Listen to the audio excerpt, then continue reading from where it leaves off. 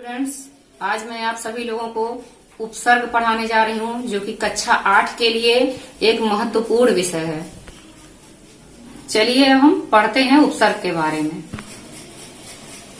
उपसर्ग। अब हम सबसे पहले उपसर्ग का अर्थ जानेंगे। उप अर्थात समीप, और सर्ग यानी सृष्टि करना। सृष्टि करना यानी निर्माण करना, यानी किसी शब्द के समीप आकर नया शब्द बनाना। अब जो शब्दांश का अर्थ होता है शब्द का एक छोटा सा अंश शब्दों के आदि में जुड़कर। आदि मीन्स होता है प्रारंभ। जो शब्दांश शब्दों के आदि में जुड़कर उनके अर्थ में कुछ विशेषता लाते हैं, कुछ परिवर्तन लाते हैं, उन्हें उपसर्ग कहते हैं।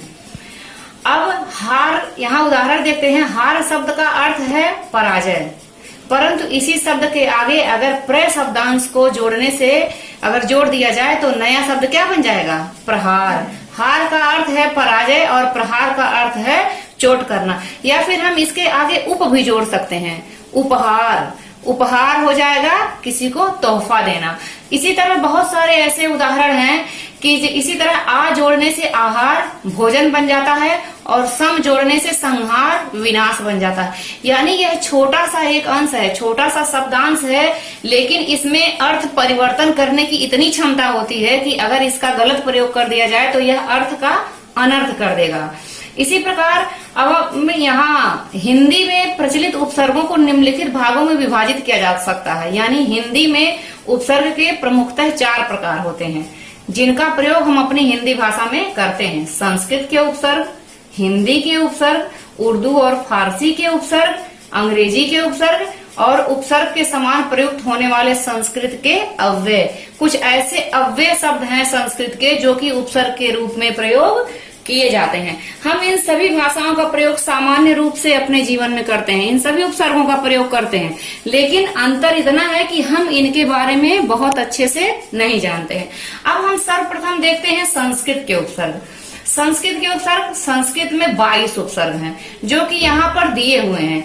इनकी इतने विस्तार से जानने की अभी आप लोग को आवश्यकता नहीं है, परंतु इसके हम कुछ उदाहरणों को देखते हैं। जैसे अति हो गया, अधि हो गया, अनु हो गया, अप हो गया। इन सब का हम सामान्य रूप से अपने जीवन में प्रयोग करते हैं। जैसे अति से अतिशय, शय मूल शब्द है, अति उपसर्ग है, तो शब्द बन गया अतिशय। इसी प्रकार अधि से अधि मूल शब्द है और पति मूल शब्द है और अधि उपसर्ग है, और शब्द बन गया अधिपति। इसी प्रकार से और है अप। यहाँ हम कर्ष के आगे अप जोड़ देंगे तो अपकर्ष हो जाएगा, और कर्ष के आगे यदि हम उत प्रत्यय जोड़ देंगे तो उत्कर्ष हो जाएगा। इसी प्रकार से बहुत सारा अप जोड़ देंगे तो अपकार हो जाएगा। अप शब्दांश है, उपसर्ग है, और कार मूल शब्द है। यह कार के पहले जोड़ा जा रहा है, इसलिए यह उपसर्ग है।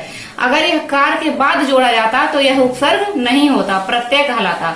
तो यहाँ अप हम जोड़ रहे हैं तो अपकार हो गया। अगर हम यहाँ पर उप प्रत्यय जोड़ देते, उपसर्ग जोड़ देते तो उपकार हो जाता। और हम देखेंगे कि कुछ शब्दों के पूर्व एक से अधिक उपसर्ग भी लगा सकते हैं। कुछ ऐसे शब्द बनते हैं जिनमें 2 उपसर्ग लगते हैं, जैसे प्रति, धन, अप, धनवाद बराबर प्रत्ययपवाद। प्रत्ययपवाद क्यों हो रहा है? क्योंकि यहाँ पर यड़ संधि हो रही है। सम धन आ धन लोचन बराबर हो जाएगा समालोचन। वी धन आ धन करण बराबर हो जाएगा व्याकरण। यहाँ पर एक से अधिक उपसर्गों का प्रयोग किया गया है। अब आगे हम देखेंगे हिंदी के उपसर्गों का कुछ उदाहरण। अब यहाँ हिंदी के कुछ उपसर्ग हैं। आ, अन, कु, दु, नी, अ, भर, सु, अध, उन, पर, बिन। यहाँ कुछ एग्जाम्पल इसके दिए गए, जैसे सु उपसर्ग हम लगाएंगे। सु का अर्थ होता अच्छा, सुडौल, सुपुत्र। सु उपसर्ग लगा देंगे तो सुपुत्र हो जाएगा अच्छा पुत्र। और कु उपसर्ग लगा देंगे, कु मीन्स होता है बुरा, जैसा यहाँ दिया है। कु मीन्स होता है बुरा, और यहाँ हम पुत्र के साथ ही अगर कु उपसर्ग लगा देंगे तो हो जाएगा कुपुत्र। अ से हो गया अभाव, निषेध, ये अर्थ है। अ से अभाव या निषेध इसका अर्थ है। अब यहाँ अछूता, अथाह। इसी प्रकार दु मीन्स होता कम या फिर बुरा, दुबला, दुलारा, दुर्बल आदि हो गया।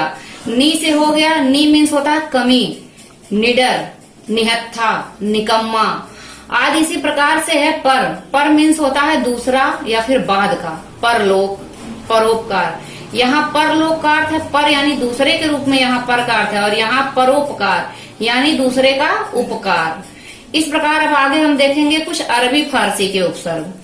अरबी में है कम, खुश, गैर, ना, ब, बा, बद, बे, ला, सर आदि। इसी प्रकार कम का अर्थ होता है थोड़ा या हीन, जैसे कमजोर, कम अक्ल। गैर का होता है गैर हाजिर, गैर कानूनी। ना का अर्थ होता है अभाव यानी नापसंद, नासमझ, नालायक आदि। इसी प्रकार बा का होता है, बा मीन्स होता है सहित, इसका अर्थ है बाकायदा, बाइज्जत, बाअदब। इसी प्रकार से है बे, बिना, बे का अर्थ होता है बिना, बेईमान, बेइज्जत, बेचारा, बेवकूफ आदि। कुछ यहाँ पर उपसर्ग के कुछ अन्य अर्थ होते हैं, इनको जानना हमारे लिए बहुत ज्यादा आवश्यक। इसी प्रकार हम कुछ और उदाहरणों को देखते हैं, जैसे सर, सर मीन्स होता है मुख्य, सरताज, सरदार, सरपंच, सरकार आदि। इसी प्रकार है हर, हर मीन्स होता है प्रत्येक, हर दिन, हर साल, हर एक, हर बार। अब इसके साथ ही हम एक बार फिर से इनके विषय में देखेंगे, इनकी परिभाषाओं को देखेंगे। संस्कृत एवं संस्कृत से उत्पन्न भाषाओं में उस अव्यय या शब्द को उपसर्ग कहते हैं। जैसे हम पढ़े हैं ना कि संस्कृत के कुछ अव्यय शब्द भी हैं जो कि उपसर्ग के रूप में प्रयोग किए जाते हैं। तो संस्कृत से उत्पन्न भाषाओं में उस अव्यय या शब्द को उपसर्ग कहते हैं जो कुछ शब्दों के आरंभ में लगकर उनके अर्थों का विस्तार करता है अथवा उनमें कोई विशेषता उत्पन्न करता है। जैसे उपसर्ग है उपसृज, उपसृज का अर्थ होता है यहाँ त्याग प्लस घई, ये घई संस्कृत का है। जैसे ये संस्कृत के अव्यय शब्द हैं जो कि हम पढ़े हैं ना उसके प्रकारों में कि संस्कृत के अव्यय, अंग्रेजी के उपसर्ग, हिंदी के उपसर्ग, संस्कृत के उपसर्ग, साथ ही संस्कृत के अव्यय। तो यह है संस्कृत के अव्यय अनु, अप, वी आदि। ये सब उपसर्ग जो हैं ये सब संस्कृत के अव्यय हैं। धन्यवाद।